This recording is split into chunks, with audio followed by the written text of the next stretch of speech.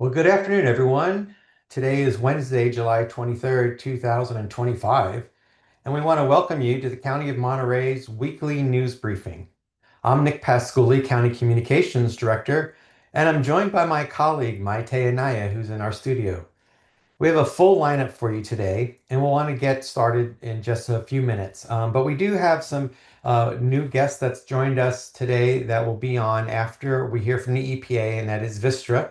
Our folks from Vistra have asked to be part of this briefing, and so they have joined. We have David Yeager, who will be speaking after Mr. Brockman from the United States Department of Environmental Protection Agency. So we have a full lineup, as I said. We have a Moss Landing update.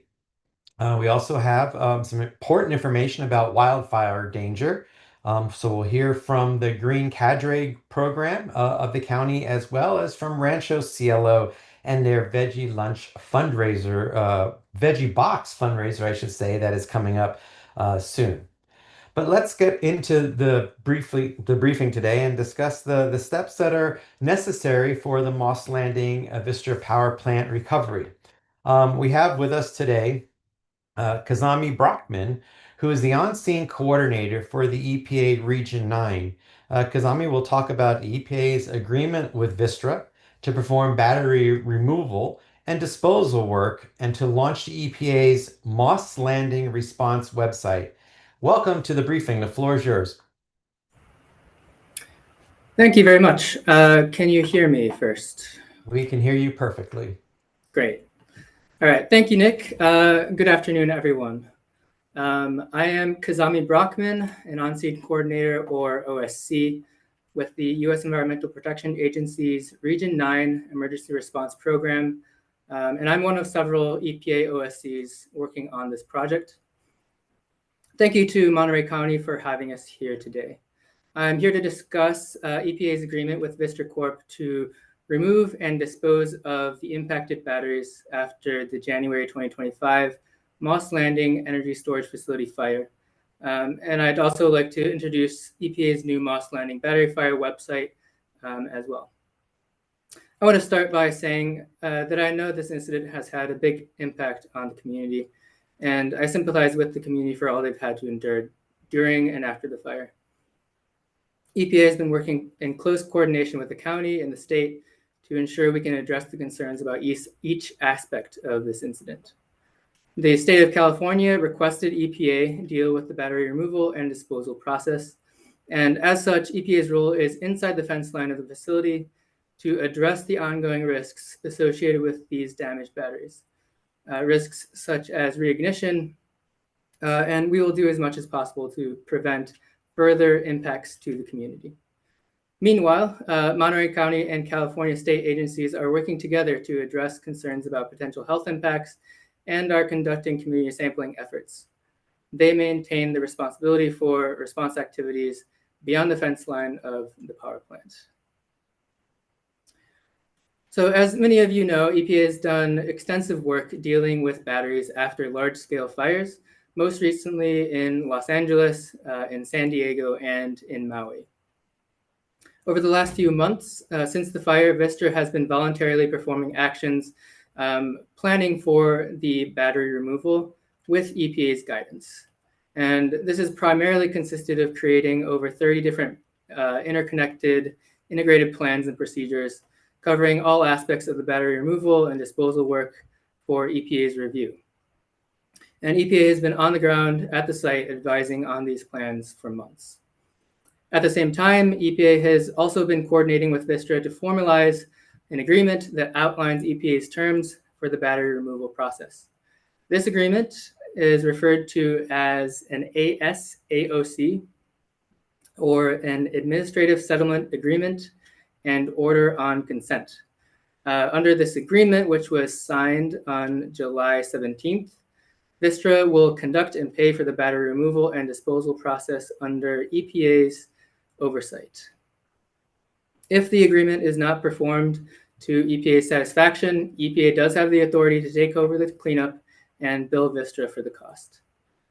The agreement essentially, broad strokes, requires Vistra to do the following. They'll submit detailed work plans to EPA on all aspects of battery removal activities, for EPA's review and approval. And once approved, they will implement these plans under our oversight. The work plans will address battery removal activities such as dismantling the fire-impacted building as necessary to remove the batteries from the building, and battery inspection, on-site treatment, and preparation for off-site transport, disposal, and recycling. For more details on the project, you can find on this agreement, you can find a copy of our ASAOC on the new Moss Landing Vistra Battery Fire EPA webpage, which I will drop a link to in the chat if that's, I can do that at the end of my points here. Yeah, sure, no problem. The press release that was distributed today links to the EPA website as well. The website has further information on the project and will be kept up to date with new information as the work progresses.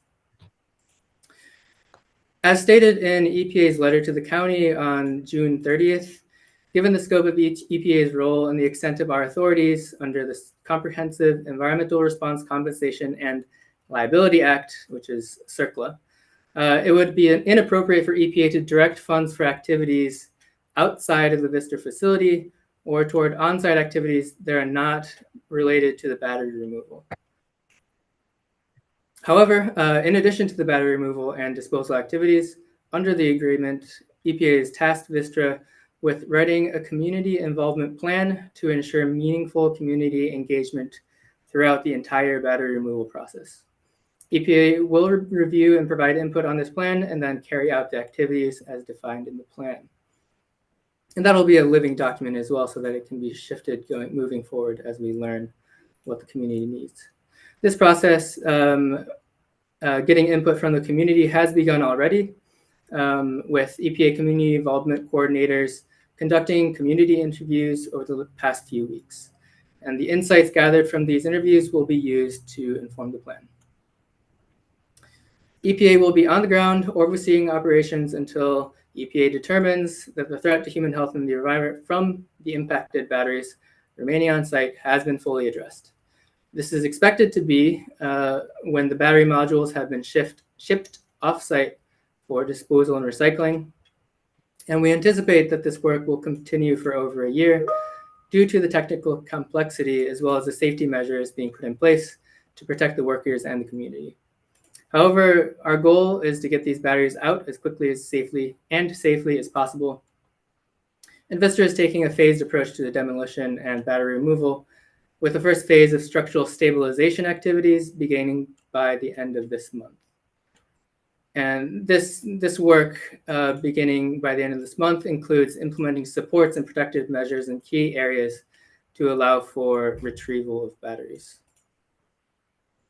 Once the work on site is complete, once all the impacted batteries have been dealt with, EPA will transition oversight to state and local authorities for any remaining on-site cleanup activities. And as I mentioned before, for further information and updates, you can visit our EPA Moss Landing response webpage. That concludes my remarks, and thank you again for the opportunity to speak with you all today. I will go ahead and drop the link to the website, and I'm happy to answer any questions.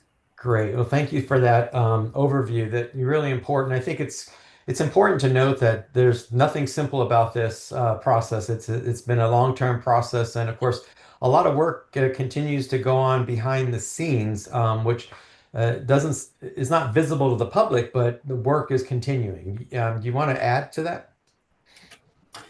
Sure. Yeah. Thanks for that. And I want to emphasize that there really has been a huge amount of work that's been done since the fire to get us to this point and really set us up for success.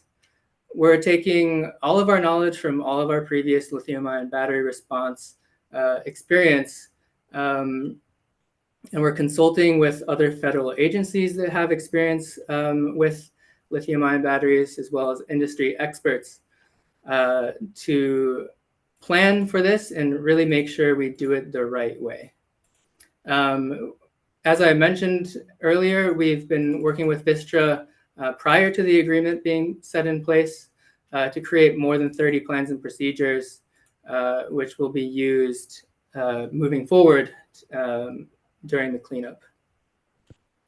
And the negotiation of the agreement itself was very work intensive as well, but it really sets us up to work on a project of this complexity to have this type of agreement in place.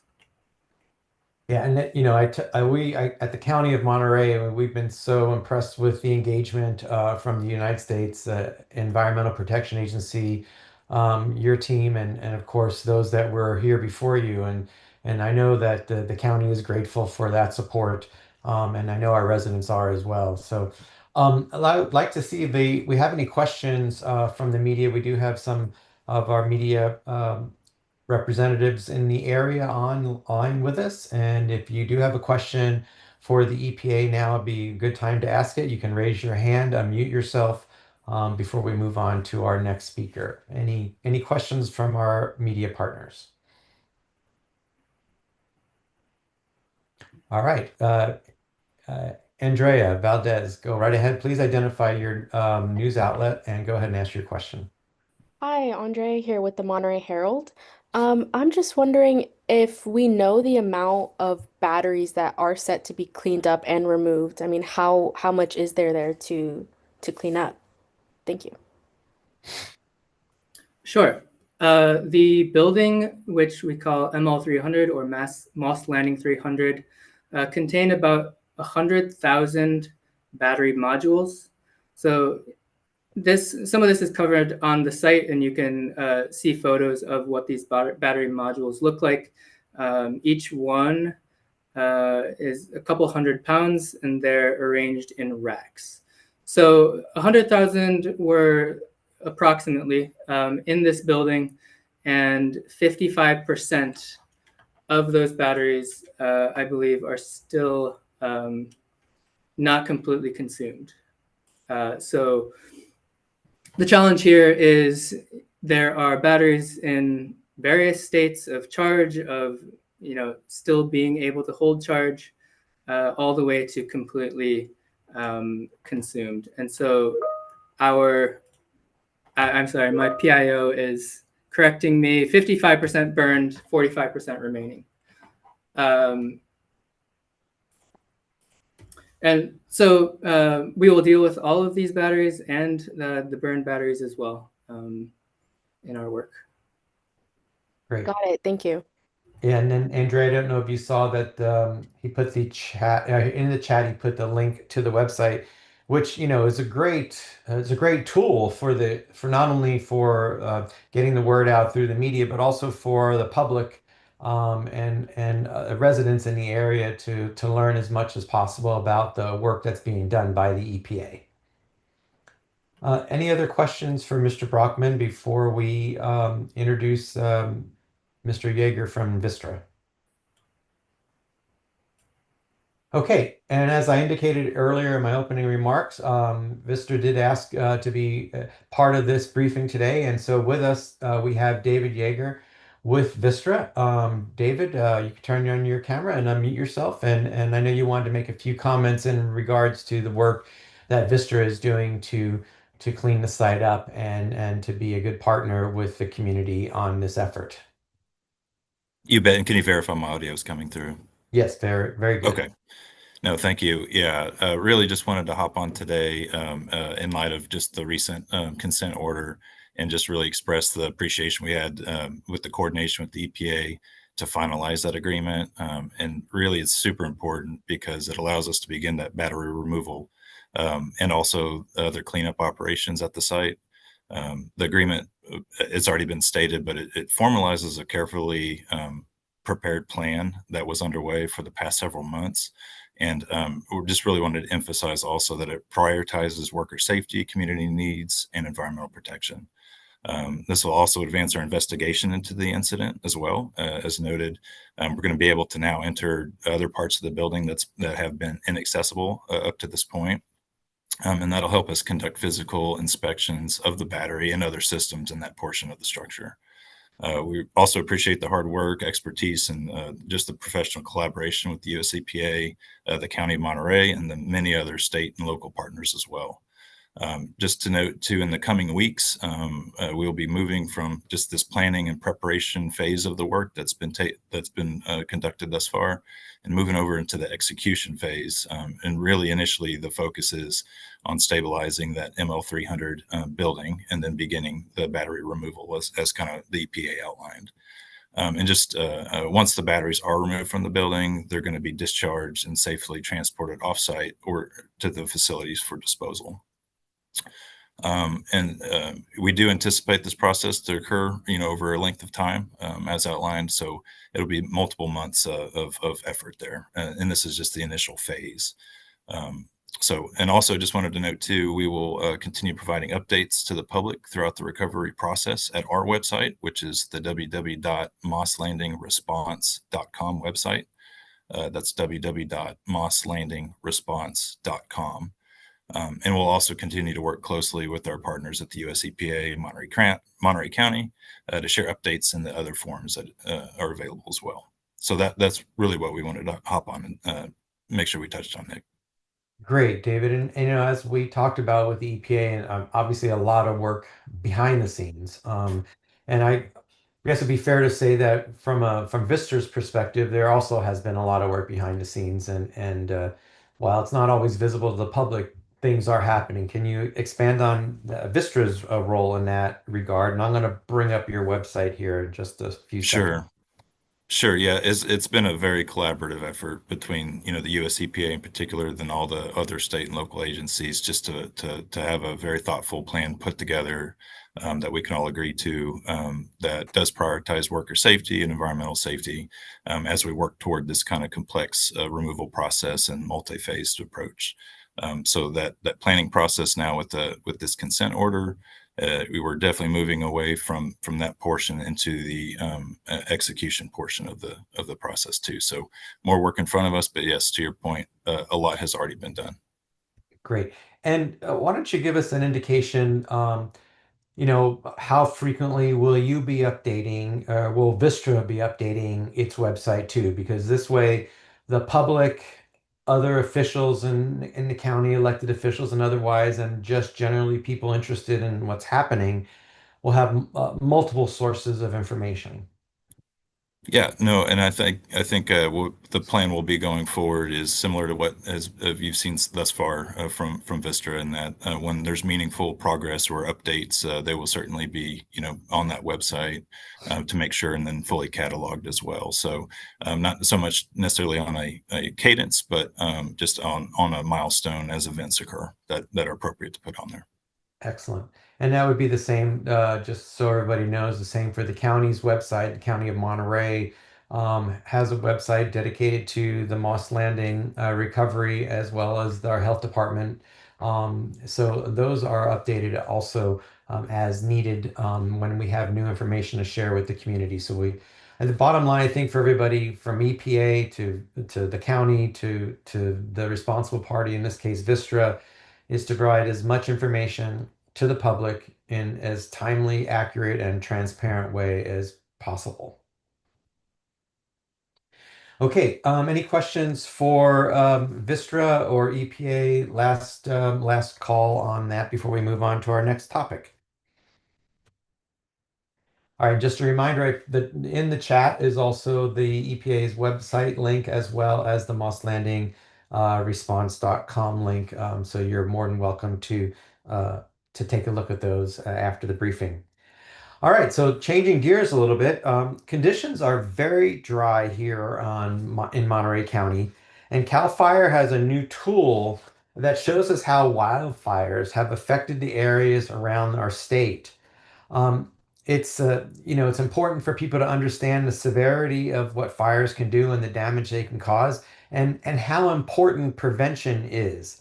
And so here to talk about this new tool and to give us an update on the fire danger locally is our very good friend Josh Silviera, who is the battalion chief for CAL FIRE San Benito Monterey San Benito Division. Josh, it's great to see you. I see you're in your truck. So you're on the road, and I know you're working hard out there. So welcome to the briefing.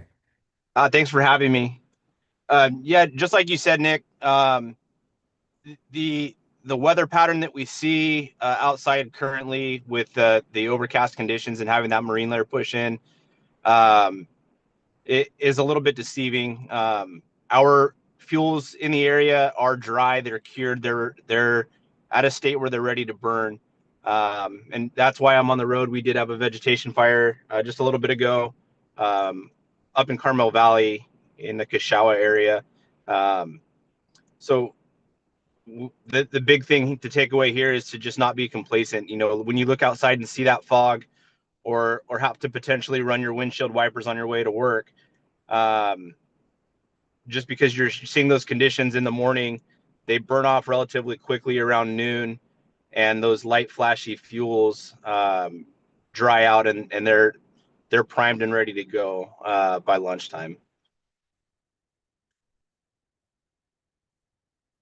And it's always amazing to me. It's simple things. It could be carelessness, it could be nature, it could be anything that could to spark a fire. And what are a couple of things that people really need to be paying attention to this year as they're visiting our beautiful coast from other areas, or even our own residents who are maybe camping or boating and things of that nature, enjoying the beauty of our nature here.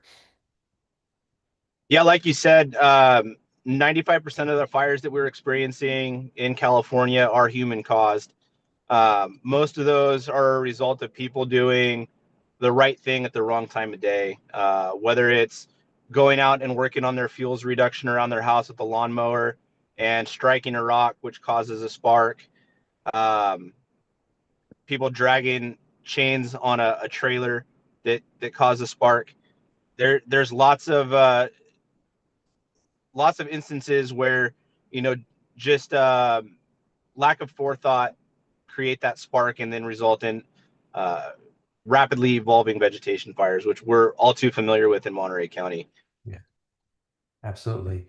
And so we have this new tool, the California vegetation burn severity data that's viewable online. I'm going to share my screen, and maybe you want to give just a few, you know, 25,000 foot level highlights about what people can find on this site. So there's a couple different tools that you can use there. You can enter your location, and there's the option to continue to zoom in and see where your specific house or neighborhood falls within that fire hazard severity zone map. As you can see in Monterey County, you have those red pockets, and we're only focusing on the state responsibility area.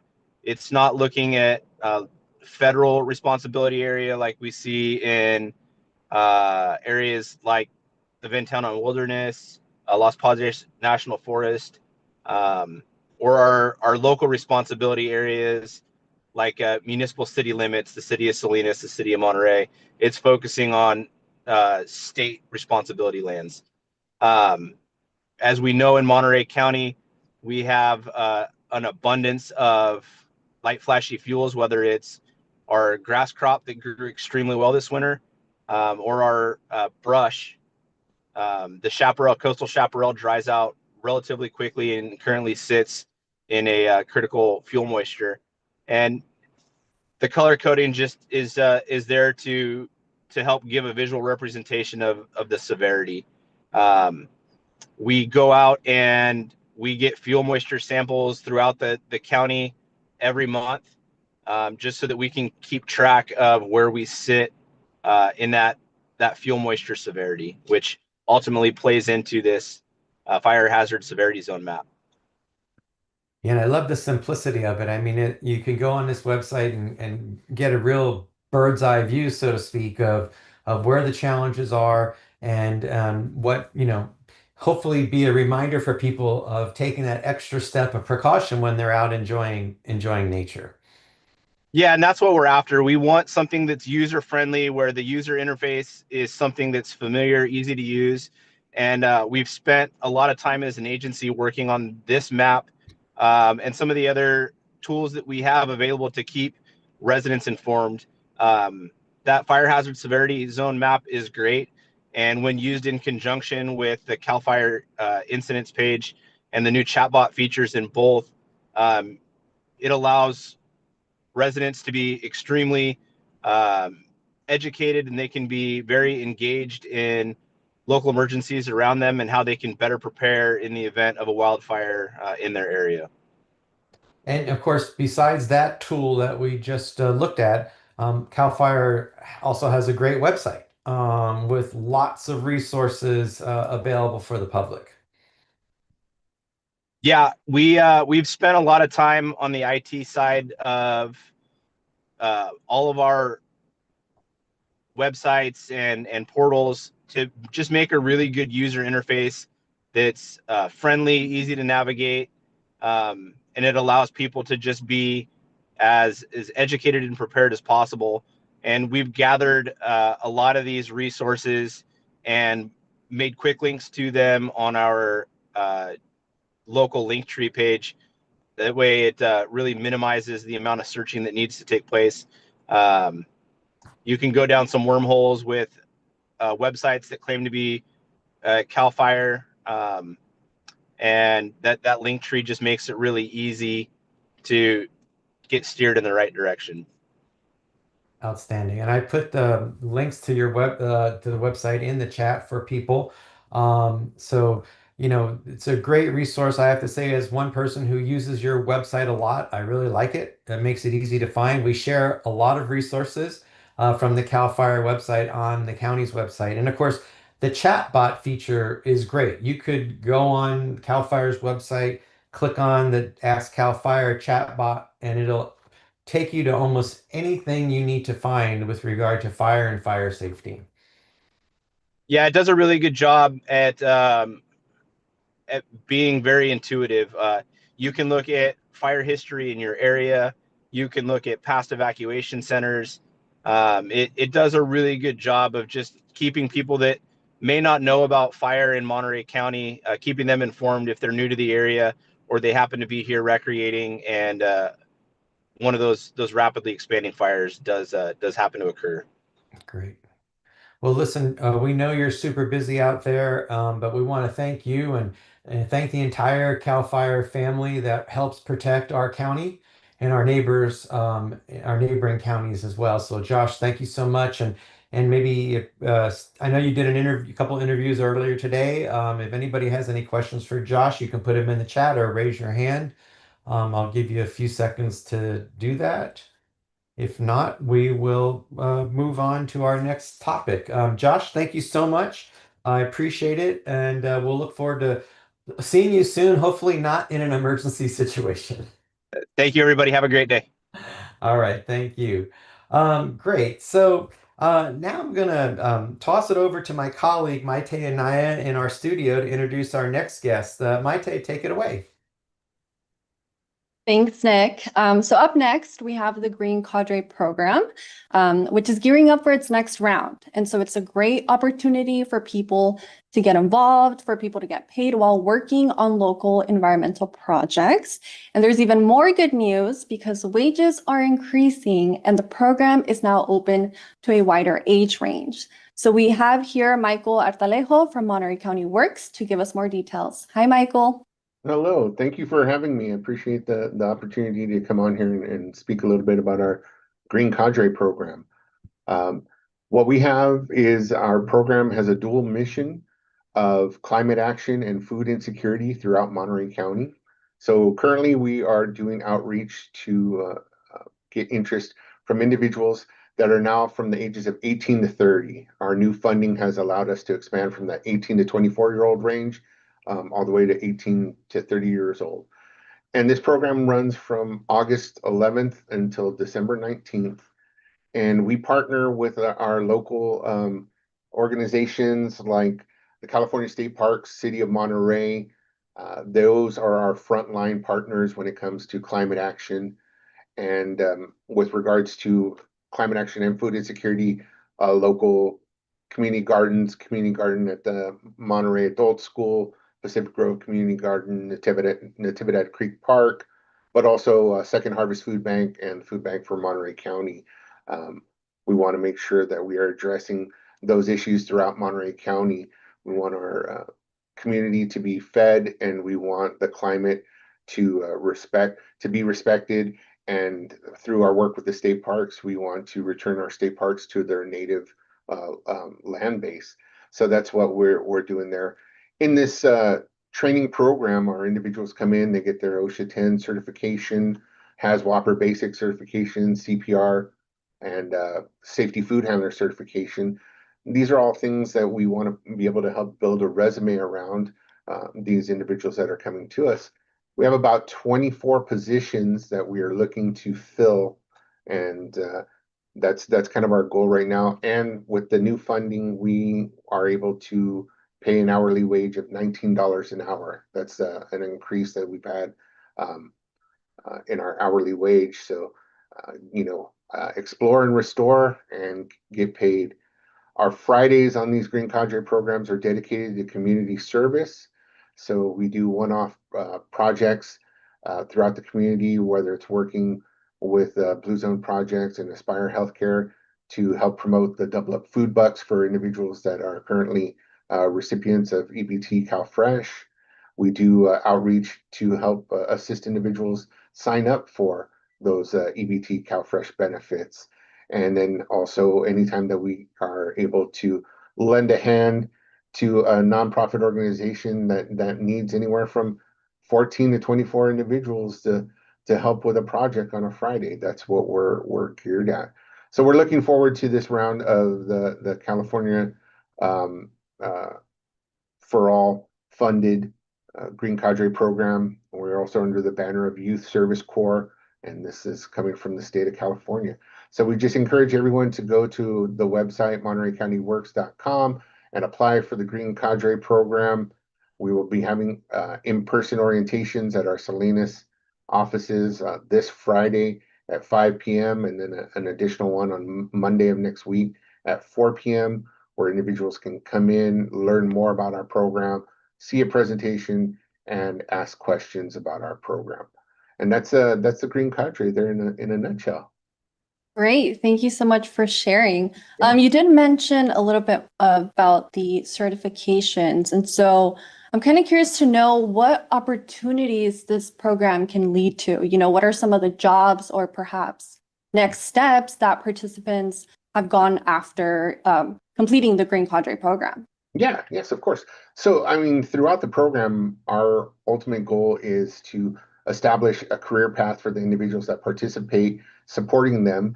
We would love for them to stay within the banner of climate action or food insecurity, and individuals have in the past. We've had individuals that through the networking through the program have finished the program and been employed by the food banks. We've had a couple individuals, actually around 6 or 7 individuals that went on to work with the state parks and now oversee some of the cadre members when we do work with the state parks. Another individual is now working with the Parks Department for the city of Monterey. So it kind of opens individuals' eyes to those different sectors that they didn't really think about before. But also with the certifications, we've had individuals that now have those certifications, and we have an individual who was hired on to do construction. That was his ultimate goal. And because he had those certifications under his belt and the training from our program, he was able to, start at a higher starting wage than others that were coming in at the same time as him, because he was already certified. He already had his OSHA 10. He had already worked with some power tools, and he had already helped do some maintenance and building work with the state parks. So we support whatever direction an individual wants to go to, but this really is an opportunity for individuals to network and open the doors to working in the parks and working outdoors in the maintenance and construction field. Yeah, that's awesome. Thank you for sharing. I do have your flyer here, so I will pull it up. And so in the meantime, I wonder if you can answer, for someone who's never heard of the Green Cadre program before, what would like a typical day look like for those participating? You know, when we have the program, we're kind of going both missions at the same time. So there will be a group on one day that will be with the state parks, and they will be in there pulling the invasive vegetation from the parks, and they could be possibly um, planting native vegetation in those parks, clearing some trails. You know, the winds kick up. Sometimes there's fires there, so we want to establish safety along the park trails. So we've done that in the past. With regards to some of the food insecurity and climate action locally, a lot of sheet mulching there. We've planted and harvested crops. Um, at different locations, different farm areas, and different community gardens. We've assisted with the Resource Conservation District in order to help create pollinator gardens. So, you know, from bare dirt to getting water wells, planting trees, planting native plants, getting those pollinators there. A little bit of everything goes into a daily routine. Just depends on which group you're paired with. But halfway through our program, we do switch the groups over, so everyone has a chance to work under both banners of climate action and food insecurity. Great, thank you for sharing that. So we have the flyer here. We will be sure to share this with our media partners, but if anyone has any questions, feel free to put them in the chat. So like I mentioned, so we'll be sharing this flyer, but I wanted to pull it up so that you guys can see great opportunities, lots of things to do. So I will stop sharing my screen. Thank you so much, Michael, for being here. Appreciate your time. No, thank you for having me. I appreciate it. Great, thank you. So last but not least, we've been talking a lot recently about food insecurity. And so local programs, you know, we're making sure that local programs have that. Sorry about that. We're working to make sure families have access to fresh, healthy food. And so there's a fundraiser happening right now that's helping to deliver thousands of food boxes to local organizations that serve our community. And so to tell us more, we have here Mike Costa, who is co-founder of the Veggie Box program and a member of the Rancho Cielo board of directors. Hi, Mike. I believe you have a video to kick things off. Yes. Well, first, thanks for having me. And yeah, we would like to start off with a video that captures the spirit of our event. Great, go ahead.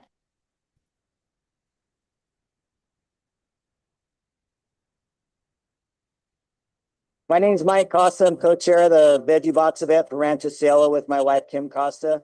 We want to thank the community volunteers and all the industry that's helped support this year's events. It's our biggest year yet. We've done over 2,000 boxes more than last year. Hi, I'm Kim Costa. I'm the chairperson along with my husband, Mike Costa, for Rancho Cielo's annual Veggie Box fundraiser. I want to take the opportunity to thank our community sponsors, our local produce sponsors, donors, vendors, and everybody here at Rancho Cielo who helped make this event possible. Thank you so much, and we hope you enjoy your Veggie Boxes. We're here at Rancho Cielo for their annual Veggie Boxing events. We've got several staff from our Latinx employee resource group here from the San Francisco 49ers. And it's really important for us to get out into the community. It's one of the basic missions and main platforms that the 49ers have is giving back to our neighbors in the community, right? San Francisco and Santa Clara, people don't necessarily think about the Central Coast, but there are 49ers fans everywhere. And there are folks that are in need of assistance. And that's what the 49ers are here to do, is lend an extra hand. My name's Tony Zollner, and I'm a longtime hospitality guy.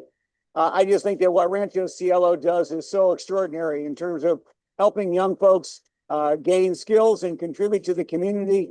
And this whole day of the Veggie Boxes is something that we participated in for 4 years, and it's made possible by the generosity of the growers and the shippers and the volunteers. And we're just really thrilled and proud to be a part of this. The Tri-Tip fundraiser this year happens to be during the first week of school. It's really great that all students can be together, not just work together and share a delicious meal together, but they also get to understand how the community comes together to support them. And not just them in this whole campus, but lots of organizations in Monterey County it's really a special day. This has turned out to be a great couple of days, and what Mike Costa and Kim have done, really raising money for the ranch, but the more importantly is bringing the whole community together behind Rancho Cielo. So I really appreciate all Mike and Kim have done in organizing this and turning these veggie boxes and the barbecue into just a great program for the ranch.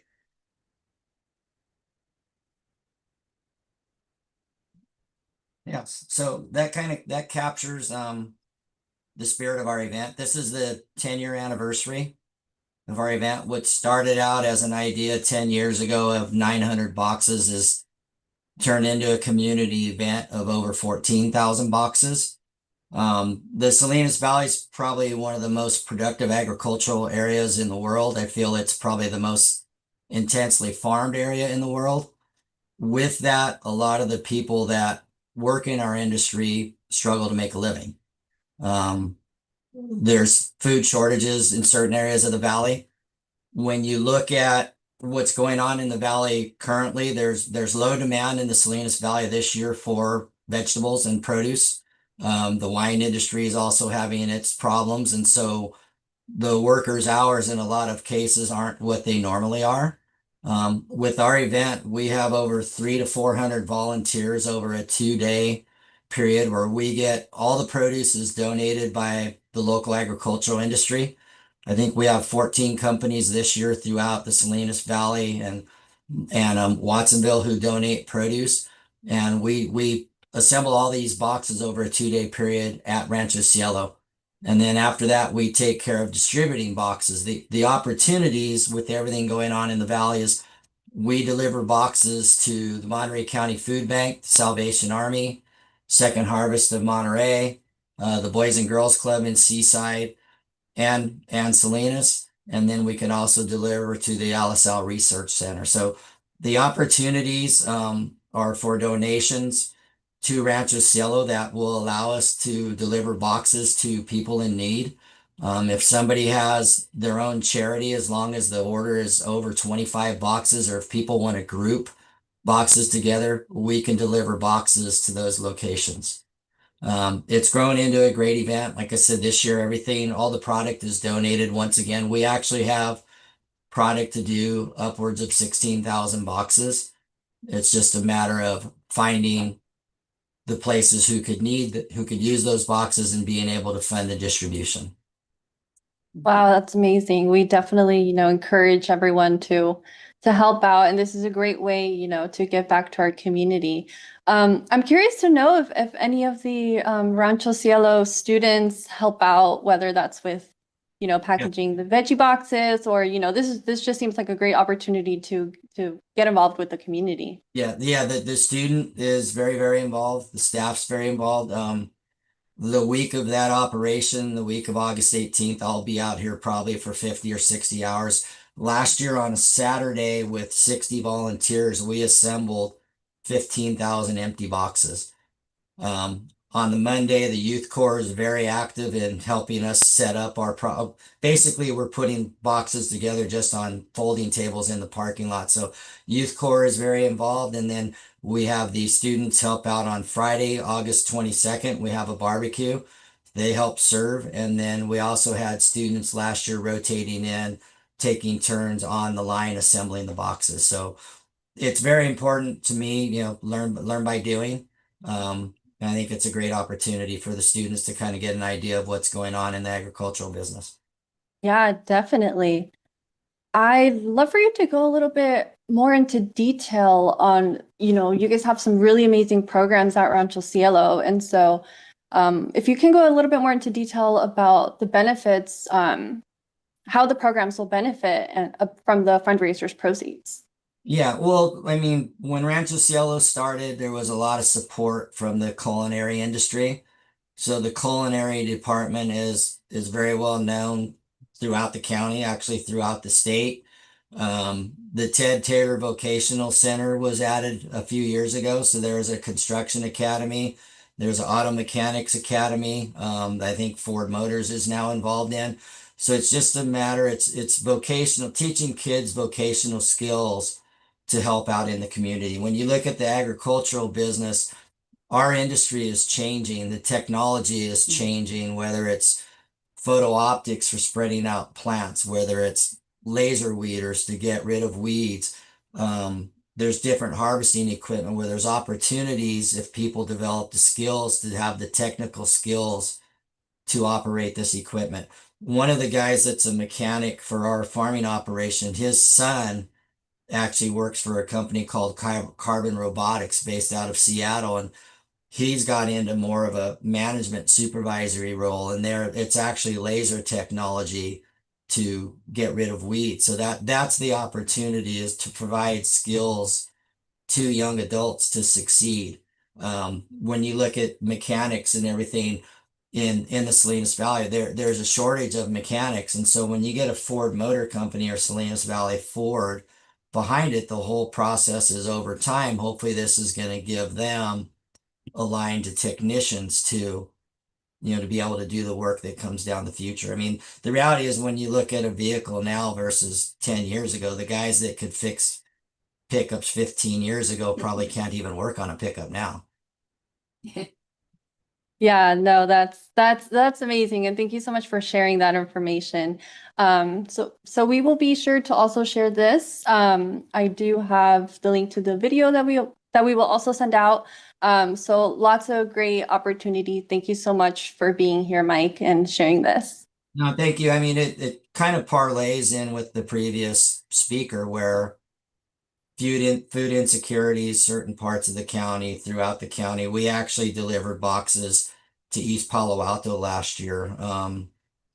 The whole agricultural industry is behind this, but like I said, this fundraiser isn't possible without 300 to 400 volunteers and the agricultural industry that supports it.